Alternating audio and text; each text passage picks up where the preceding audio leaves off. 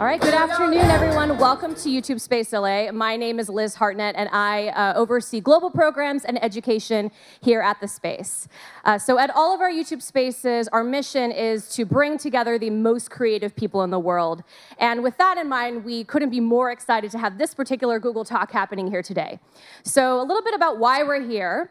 Academics at Google is a series that we run here, and it's about highlighting creative and innovative research projects that are developed by leading academic institutions. So today, we're super excited to have Jeff Burke. He is the Associate Dean for Technology and Innovation at UCLA's Film, TV, and Theater Department.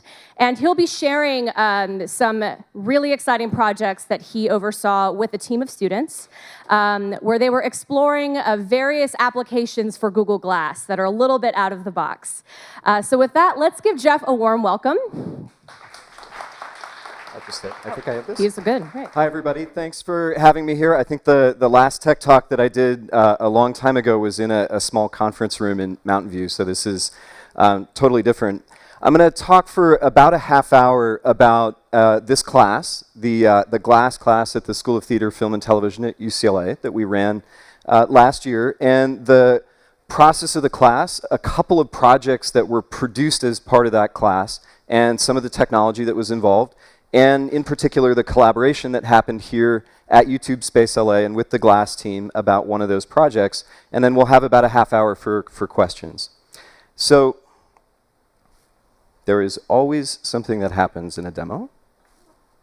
So I'm going to go restart the slides if there's a problem.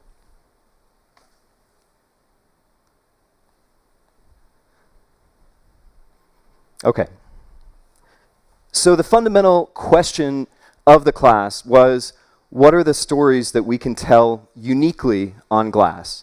And the research project that went along with it was a little bit different, which was, what are the types of stories that we can tell uniquely? How do we think about the new capabilities of wearable computing, of glass in particular, of internet-enabled technologies in general? And how do we explore this in a hands-on way? So this class had about 11 undergraduate and graduate students from our Department of Film, Television, and Digital Media and our Department of Theater, as well as some PhD computer science students, and then a host of support from our Remap lab, from other faculty that became involved in the class, and YouTube Space LA as they were helping us to produce the project. The kind of brief for the class was to think about location-based and audience-aware storytelling. How do you tell stories that are dependent on the context of where they're experienced, which is exactly what we saw as being a unique capability of wearable computing like Glass. And this was supported by Google, by the Glass Creative Collective, and like I said, was really this sort of intersection of research and practice. And the explicit goal of the class was to do exploration, do hands-on exploration in storytelling and technology, and then kind of switch modes and produce two projects for the public. And when we sort of pitched this and invited the students, we didn't really know what that would mean or that we would end up here. And we did do a fair amount of experimentation with Glass as a point-of-view camera or as a documentary tool or as sort of a unique way to do filmmaking. And that was something that was very informative for the class and the process that we went through. But really the evolution that we wanted to make in the experimentation that the students were doing was moving from the idea of a single story to the construction of a system that generates stories. And you could think of a game as exactly that kind of idea, right? A storytelling system that people experience. And we wanted to do the same thing in the class. In a different talk that we don't have time for today, I would like to talk about the relationship between the architecture that supports those systems, and then the stories that are built on those systems, and as this kind of completes the picture. But we're going to focus on the first two things today. And so stories tend to have scripts, and those scripts are enacted, and systems have code, and that code is executed, and architectures, which we're going to defer a little bit, are specified, and those specifications are embodied in a real thing. There is an architecture for the internet, it is embodied in a real thing. All of these have in common the notion of interpretation, sort of starting with a concept and then allowing other people to interpret it and bring it to life in a particular way. And the influences that we had in this class were certainly feature film and television production. In Hollywood, they were mainstream theater and art, but they were also the sort of avant-garde tradition in both theater and film that led us to sort of think about the relationship between stories and systems. This is a scene from a Beckett play called Quad that was produced for television, and if you read the script, it's really an algorithm, a system for movement that actually generates the end experience. If you're familiar with the performance artist Stellark, he actually connected his body to the internet long ago and drove the motion of his body directly from the connection, from sort of the traffic patterns of the internet live on stage. And so on one hand, we have narrative storytelling, and on the other hand, we have this exploration of new forms and new medias and new technologies. So the first thing that the students did in the class was to have an adaptation project. And there are 4 sort of quick images pulled from those projects in the class. And they ranged from games to a sort of role-playing experience based on Dungeons and Dragons to original stories and performances. And those were experimented with in sort of real-time simple live experiments. And we built little pieces of technology where we saw things missing that were crucial to those experiments. So on the left-hand side of the screen is a very simple web interface that we built for one classroom exercise that we couldn't find an equivalent for on glass. And that allowed us to push in real time text or images or generally sort of any HTML5 page to glass with very low delay and get right from somebody sitting at their desk or on a phone to a person wearing glass. And these became a rehearsal tool for performers who were informed by people off stage. And so this was something that was built for an experiment that came out of one of these midterm adaptation projects. And that experiment then influenced all of the sort of production that we put around 2 concepts later. So we built little bits of simple technology that filled gaps in what we couldn't find in existing glassware. And then by about 1 quarter in, so we have 10-week quarters, by about 10 weeks in, we pivoted to really talk about the movement from what a piece could be, or what an artistic concept could be, to actually what we could make. And so what I'll talk about for the rest of this talk is 2 projects that were produced as experiments based on these kind of ideas, either adapting previous works or creating original work that was inspired by the capabilities that were available to us. And one of the other prompts, because we're a university and because this was an experiment and research, was to take some aspects of those pieces to their logical extreme and try to understand the relationship between our goal as storytellers, the capability of the technologies, and really what would happen if we went pretty far. And so the first example that I want to talk about was an original story, which we'll screen a piece of now and later tonight, and it was called Bodies for a Global Brain. And this was by one of our writer-director MFA students and put together by the whole class. And this was a love story between a programmer, Ada, and an actor, Steve, who encountered essentially what they felt like was an emerging collective consciousness on the internet. Remember, this is fiction, at least so far. And they wanted, in the story, to embody that consciousness and go through the series of steps to make it real in the world and give it eyes. And that idea of giving eyes to some other consciousness came from one of the midterm projects. This idea of sort of how you could drive interaction in the real world came from another one. And so based on that, we built, with some of the computer science students, a concept for how that piece would work, which was actually to mine the internet for data. So we took Twitter as a kind of easy example, pull down Twitter data, and run it through something, and we didn't know what when we started, that would select text based on the director's intent for a scene, and drive that text to actors out in the real world through glass and have them act out a scene. And so this sort of idea took the fictional idea and merged it with a concept for a system that was helping to tell a particular story. And so Ada and Steve, they did have the actors, they did have a script. That script gave them an arc per scene. And then somewhere else, we were mining Twitter ended up taking about 1 million tweets and training those tweets according to directorial intention. So literally the class went through and had a page of 15 intentions, like to persuade or to confront or to calm. And we classified each of those tweets and used that as a training set for a machine learning algorithm that selected tweets in real time and sent it to the actors. I'm not going to sort of unpack that if you're not familiar with the terminology, but I'm happy to do it in the either after or in the question and answer. And then we took that original small technical experiment and connected this system to that chat application that drove real-time information to the actors. And then we sent them out into the world to enact these scenes. And this was with somebody off camera selecting a directorial intent for the scene in real time and having that directorial intent in turn select a tweet that went to the actors. And the challenge for them was how did they embody their characters, how did they maintain the structure of the scene that they had laid out with the director, and have this very unusual dialogue come to them in the moment to deliver. And so this is an example of a research project that relates to avant-garde practice in the arts from many years before us. And so I'm going to run the description of this piece along with a little snippet of one of the particular episodes.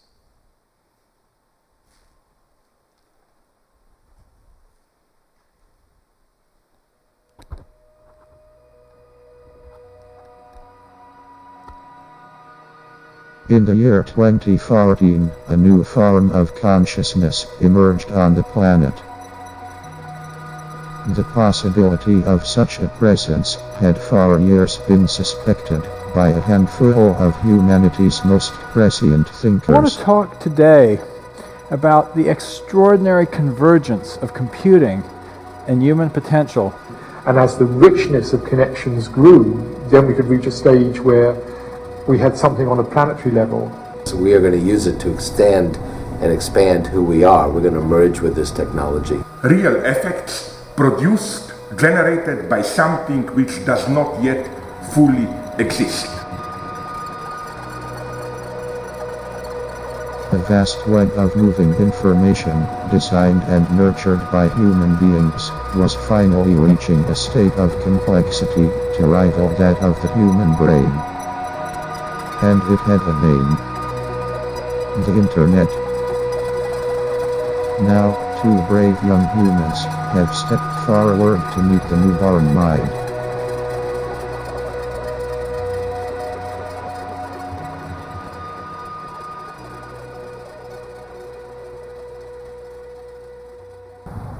So I'll let a little bit of this episode run, and we're gonna screen this tonight, and the writer-director of the piece and some of the rest of the team will be there.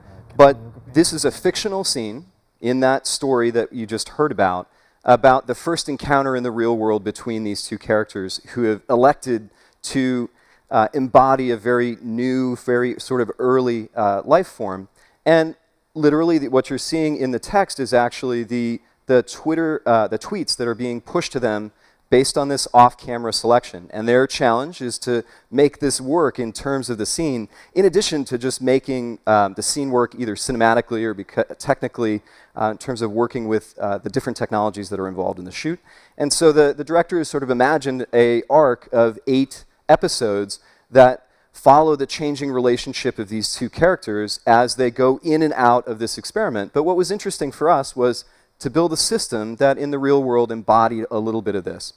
All right, so we can return to the slides.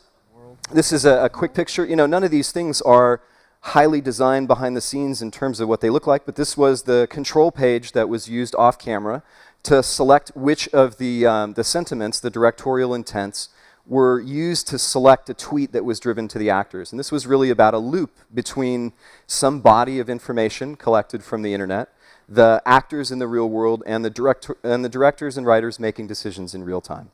And they have some ideas for how to actually integrate audience interaction, and this is a really interesting project.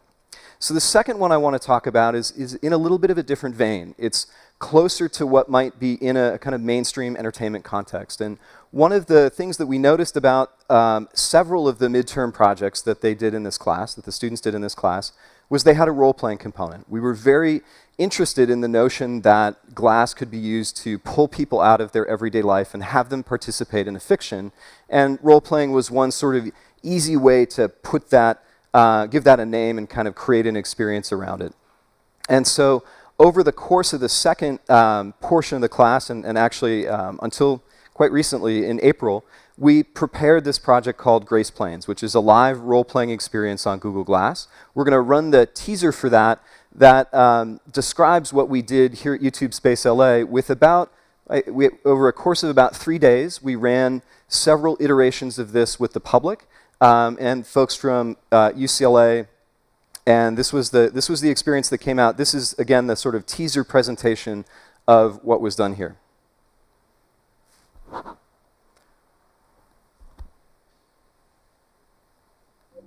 Hello. I am Dr. Kirshner's creation, and you are all my friends.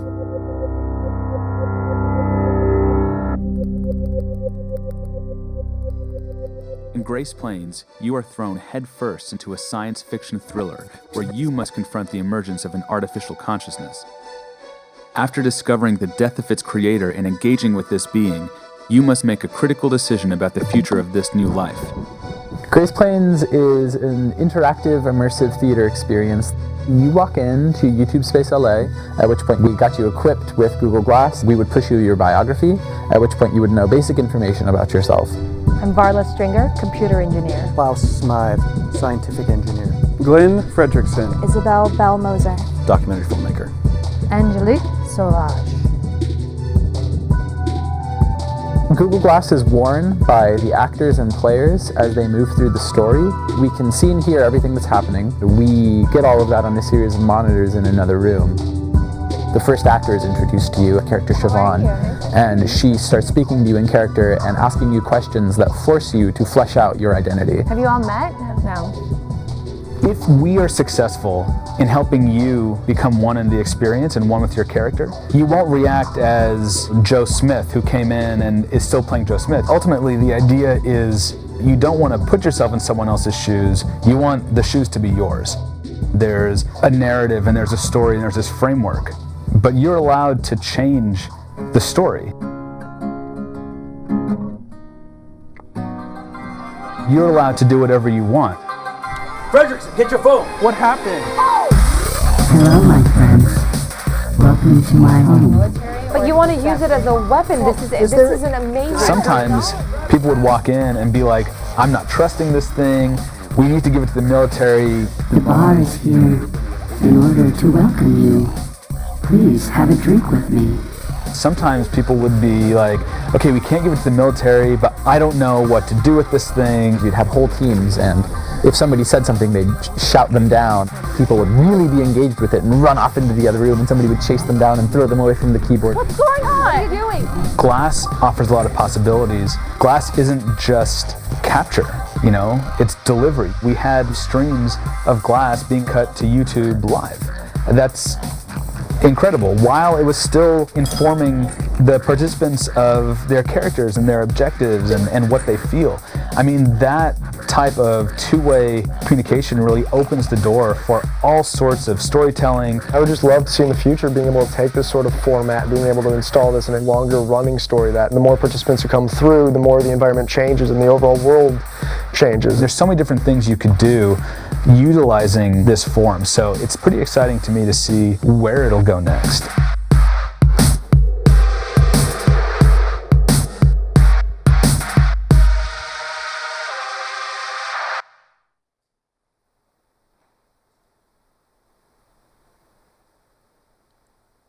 Okay, so I'm going to unpack a little bit about what we did and what we learned in terms of both storytelling and technology. And so just to recap a little bit, the concept was to start in this environment. The students came and looked at the space and figured out what rooms they could dress and how they could use the progression of the visitors through the space to kind of reinforce this notion of encountering a laboratory, encountering a artificial consciousness. You'll notice a theme with the other piece, or a sort of common idea that showed up in both of these pieces about something emerging through our new technical capabilities. But this was a case where this experience was really driven by writers or writer/directors who were back in another room here at YouTube Space LA, watching the POV camera for each of the participants and driving both pre-scripted and improvised dialogue individually to each of them, or actions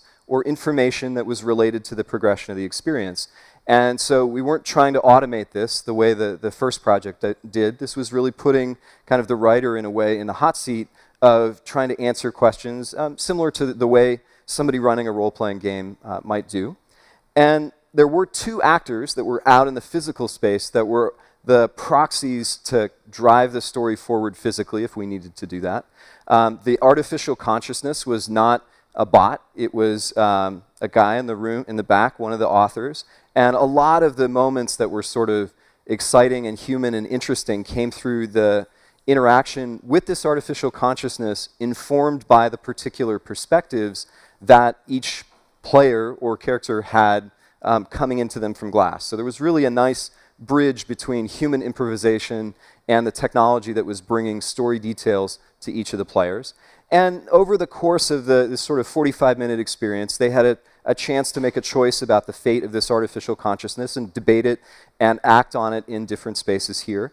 And this whole process was managed in two different ways. One, in terms of the writing and story. So the image that you're seeing here is one of the control rooms that was configured to show what text was being sent to each player and each actor, what they were seeing, and then a set of other cameras that were available to provide alternate perspectives on the experience when we were streaming out live to YouTube. And the script was actually a bank of lines in a Google spreadsheet that was authored by the students, and this was pulled into a web interface where they would select dynamically, they being the writers or administrators of the experience, would select dynamically what they wanted to push out to each character. So there were 3 people managing the 8 participants and actors that were there. And this was a really interesting time for us to think about the relationship between the structure of the story that we wanted to have, what some of the pre-existing elements were, what could be improvised and what couldn't be, and then where was their agency in the people experiencing the story. And so this mixture of sort of back and forth between agency and story structure was, we were able to explore it in a really unique way because of how we could reach out to each individual, each person that was wearing a device through which we could communicate with them and we could see what they were seeing. And at the same time, in another one of the control rooms here, we were configured to pull each of those POV video streams and live cut them out to YouTube. And so that was done by a team of students who were cutting the experience based on infrastructure that was put together here by the engineering team of the space. And so they helped us to get both the POV footage back into the control room and the text that was being sent out available, because these folks had to essentially improvise too as they were live cutting the experience. And so some of the other people that you see in the room are kind of wrangling the technology behind the scenes in terms of which glass device is used for which character and keeping track of the progression of the story from this perspective. And the way the particular software that was used was a sort of custom glassware app that used WebRTC. So this is one of the underlying technologies for Hangouts. This is the video and audio conferencing technology that underlies that, and a few other conferencing technologies.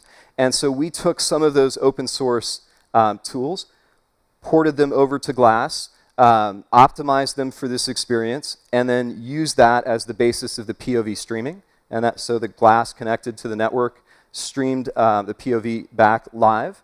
And then we had that application, that chat application I had introduced earlier, a version of that being used to push text and the occasional image out to the participants. And so they were running this custom app over the course of the 45-minute experience. And for us, this was a chance, all the pictures that you're seeing here are public that came in and experienced the piece. And part of what was interesting for us was to actually debrief with them at the end and talk to them about the type of experience they had, where they felt empowered, where they felt steered, what they enjoyed, where things lagged. And a lot of the sort of learning about the structure and content came through those conversations that happened at the end in the bar that's a set over here at YouTube Space LA. And then we did a few sort of additional things to try to draw the experience together. We took advantage of the large displays that are here, here at YouTube. and pushed the content out to YouTube and made it available to folks to look at. And I would say that the thing that we would try to do in another iteration of this project is to confront the difficulty in making a live, compelling point of view experience and this live experience that's pushed out to YouTube. And so it's not unlike the challenge of reality television, but this is really a different format and a sort of a different way of bridging what people do in the real world out to what people are watching online. And so just a kind of a couple of quick bits on the technology, and then I'll switch over and open it up to questions on both projects. I'm not sure that you'll be able to follow all the lines and text here, but I wanted to just point out three different pieces or three different systems of technology that were engineered in collaboration with folks in the YouTube and Glass teams. So the first was actually, where did all that video go, right? So we had POV video, we were capturing what was being sent out, the text prompts that were being sent out to everybody. How did it get to all the different rooms? That was essentially what the engineering team did here for us, is we generated the software that grabbed the POV video, that handled the text, we created the administrative interface, and then they integrated it with the broadcast production facilities here at YouTube, and which involved lots of things that we can talk about in the Q&A if you'd like. And then on each of the Glass devices, we ran that glassware that I mentioned earlier. And it's a little simpler just to talk about than look at the picture, but this was essentially to bridge an administrator who sat in that room, who had a script with Glass. And so we were using a combination of web services that are pre-existing for Glass and some things that we built to essentially just push HTML out in real time to Glass. Pretty simple, right? Grab some text from the script, hit a button, render it in HTML, push it out to a machine in YouTube, have that machine display it on the monitors here, and at the same time have an application on Glass that was listening for those pushes or listening to receive that little chunk of HTML and then render it. And then in the background, there was the WebRTC video streaming that I mentioned earlier. And so then the rest of the interface for the administrators pulled those individual pieces of text from that Google spreadsheet that I mentioned earlier, which was a way for us to have essentially pre-written dialogue for each character for a number of different scenes and situations that were very easy to select. And so the authoring process and the experimentation and rehearsal process really involved three parts. It was about what do we write, what do we put into this bank of story material that we want to use, how do we organize it in a way that the writers and the administrators could pull it quickly and use it. How do we then create a sort of structure to understand when to use it? And that was purely conceptual, right? So that was an agreement among the administrators. When do we use this text? When do we do that? Where is today's piece going? And so that's the conversation that was happening in the room here. And then finally, the sort of third component was the live cut of the video streams that are coming from all the places, which was another creative decision made by a separate team. So this involved collaboration across Glass and YouTube Space LA, support from a number of different units at UCLA and here, and we really appreciate the chance to sort of try to do an experimental project of that scale. So I want to wrap up with just a little bit of what we could think about together in terms of the intersection of storytelling and technology. And so one of the common questions, been working, trained as an engineer, work with lots of computer science faculty and students and engineering faculty and students. And one of the questions that we get a lot is, what's your problem? What do you want us to solve? What can we do better? And in storytelling, as many of you know, it's not really about what you can do better. There are plenty of things that we can optimize, we can share differently, we can certainly go down that road of what technology can do. But the whole goal of storytelling is sort of to pose and resolve these challenges within a different context, right? To ask questions at the beginning of a story, and if it's a narrative story, to resolve them in a certain way over the course of the story. And so our objective is not really to make better stories, but different ones, and ones that are that resonate with us today. And so what was interesting about this opportunity with Glass was to think about the themes that resonate with us today, with the students, and how some of those themes can be realized in unique stories for a particular platform. And so this notion of like, what are the stories that we can uniquely tell with this thing has been really, really important to us over the course of the class. But there's another one, which is this research question of what are the types of stories or story systems? What are the new systems that involve not only a sort of pre-written, pre-existing text or images, but also a system that embodies something about the story. So in the Global Brain project, we tried to embody a concept that the students wrote, a fictional concept, in a real system. And in Grace Plains, they tried to do the same thing, right? There was an artificial consciousness that they tried to embody.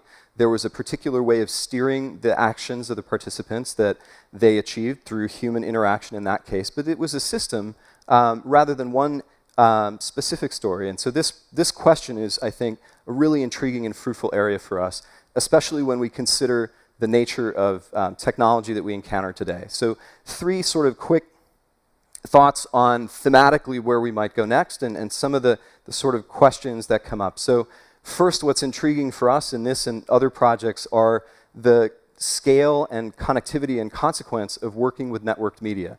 And most of you know a lot about the scale and connectivity and consequences and connectivity into the world. So I'm not going to do more than just suggest this theme as someplace where we might look. Another is the evolving notion of memory.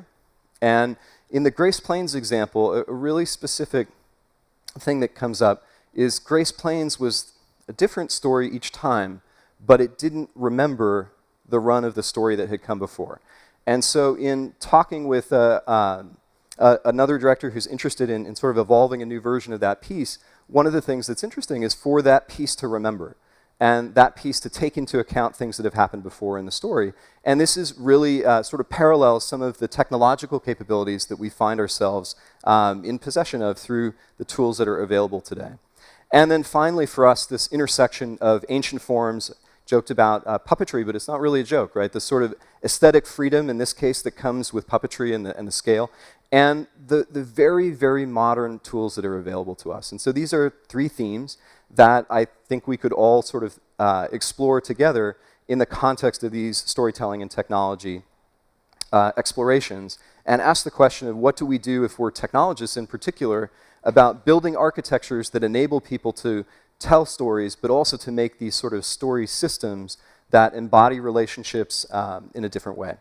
And so with that, I wanted to turn it over to questions on any of the sort of aspects of this, from the technology to the particular projects to the process. And thank you very much.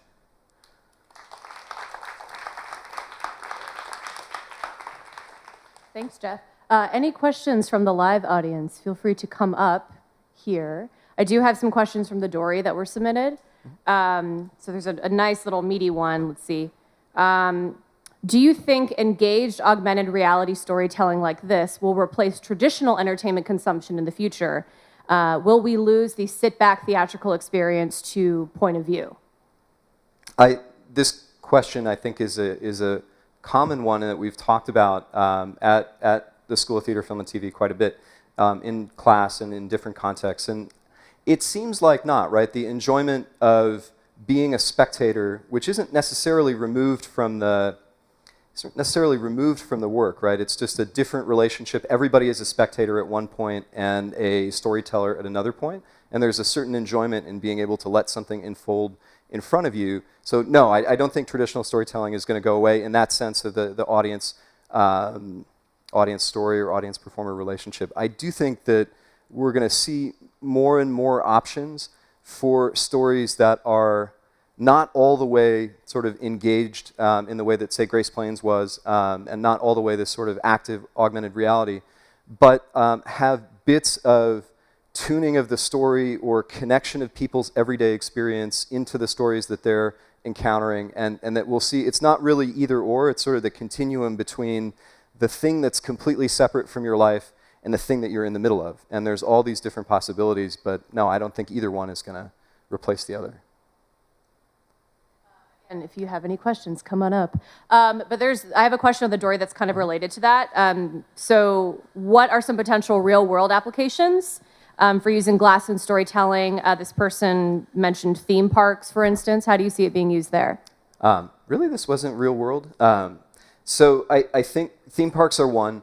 I think the notion of overlaying a fictional world on top of a physical sort of existing physical space is actually really interesting. So if you imagine the home encounter with a game environment, the way that we think about gaming right now is I sit down in front of a screen or I have a screen with me and the game is all the way in there.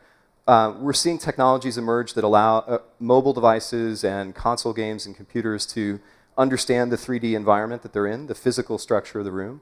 And at some point, we're going to be able to control the surfaces and images that are in that room and start to see fictional elements from that story emerge out into the home, right, into a sort of consumer experience of entertainment.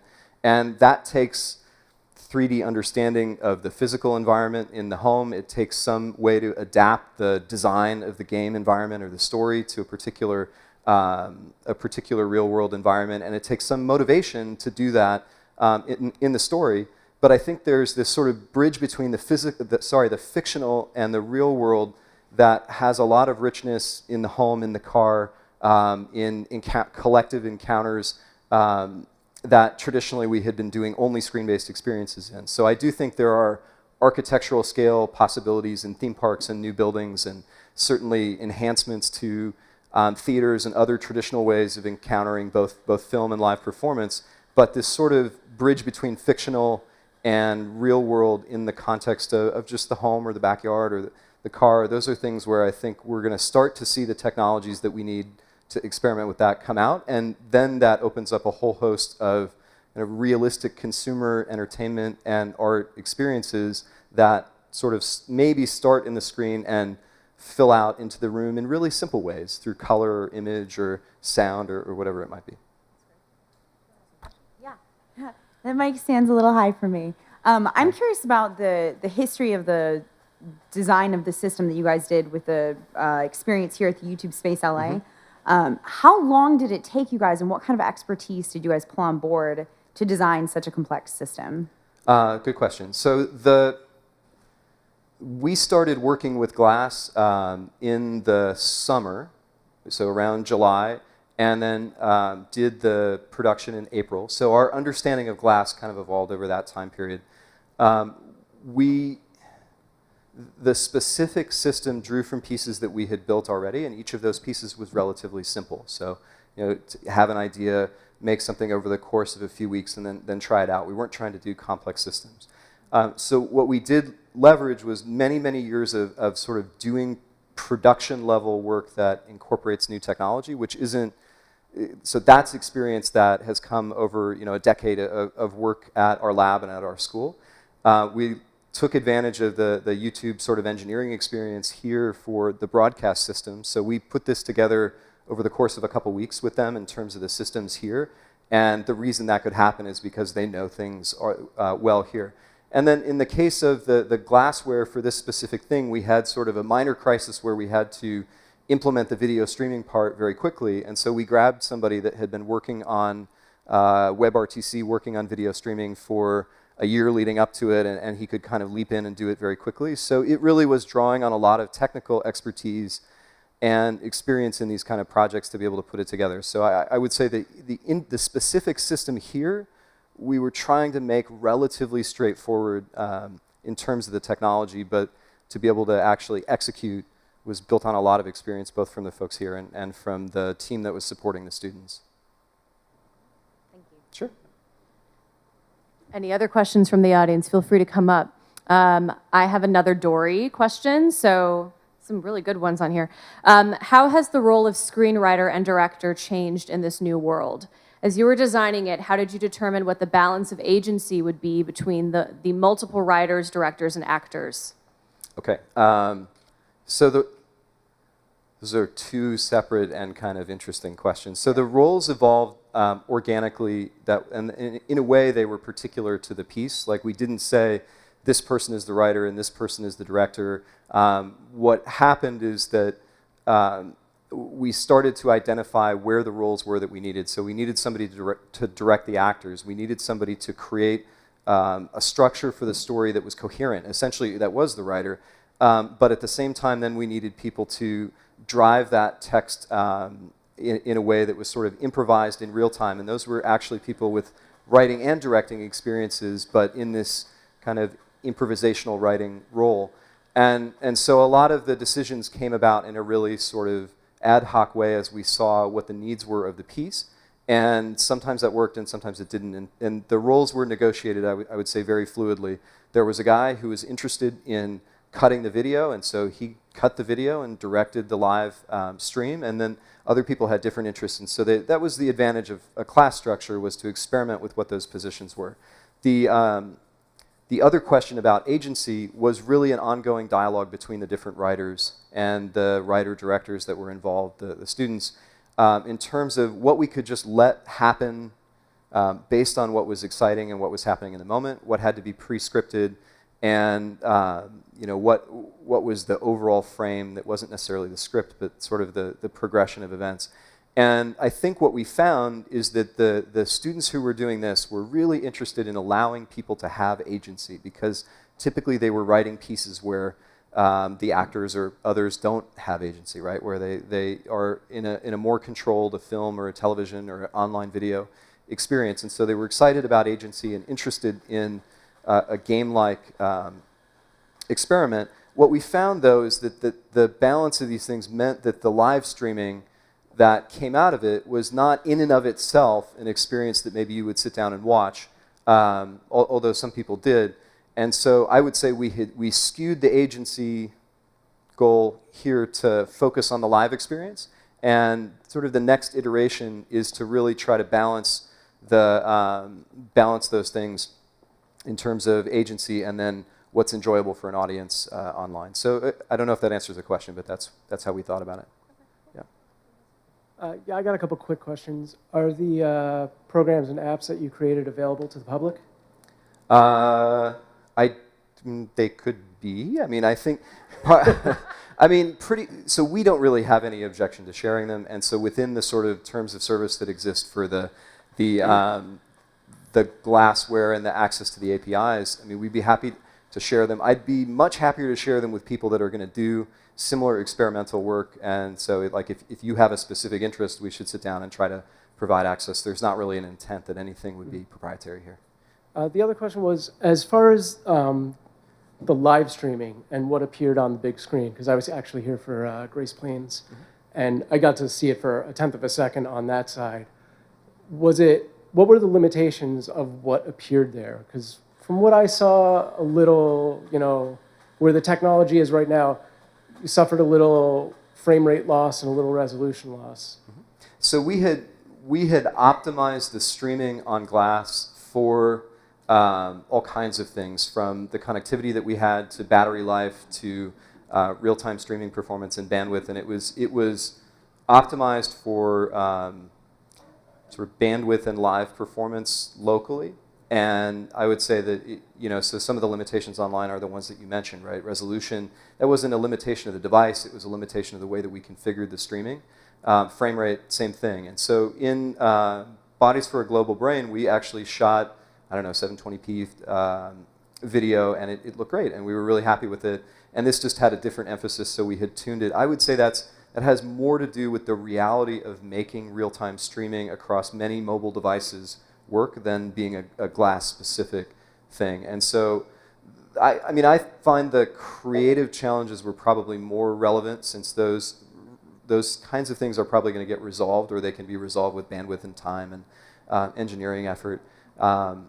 And the bigger challenge with what was out here, what was streamed to YouTube, was really how do you structure a compelling experience in a live cut when you have 8 POV cameras moving around in a story that's evolving as it goes. And these are the things that people, I hate to use reality television as an example, but they sit with for, and look at and then edit to make a compelling experience. And you're trying to do that on the fly. And I think that's someplace where we have a lot of work to do. And it's not really a technical limitation, but it was one of the things I'd really like to play with, for example, is using story information to help hint cuts in the live experience, and then using sensors or other information about where is a given person's attention, are two people looking at each other, or where are they looking in the room, to hint that live cutting process. But that's a whole level of automation that we weren't getting to here. Okay. Any last questions from the live audience? Cool. I have a good question to end on from the Dory. So Will augmented reality storytelling be the next democratic breakthrough for storytellers in the way YouTube was in this decade? And do you think that it will ever become truly accessible? Yeah, I mean, I think, yes. Will it become truly accessible? If other technology trends are any indication, it will be. And a lot of the challenges that we faced here were not really engineering challenges, although there were a lot of them. But they were more about the storytelling. And so I think the idea that these tools exist and people make their own stories and their own experiences is something that's really easy to imagine, and it's easy to imagine with technologies that are out there in the consumer market, or will be soon enough. And maybe the missing piece is, where are there places where we can build authoring tools, where are there architectures to aid people in constructing these stories so that they could have a sophisticated idea like, I really want to cut to this person whenever they're looking at this other character, right? And those are things that are creatively interesting. They're hard to implement technically. They would democratize not just the idea that such an experience could be made, but that it could be made at a high level of artistic sophistication. And maybe those types of examples are the equivalent of why people really like high quality, high performance cameras in their cell phones for the videos that they're making. And that maybe the equivalent of that will be coming in terms of authoring software and machine learning support and things that are happening in other products and other product domains, whether it's Google or other companies and other research. And so yes, I think it will open up. I think people will start to tell stories in a way where the fictional and real worlds bridge, and where there's all these possibilities for documentary and historical storytelling, and as well as fiction, but where those worlds bridge, if we can provide some authoring support in addition to just the kind of core technologies. Great. And with that, we will wrap it up. Thank you so much, Jeff, for coming and speaking to our audience. Thank you.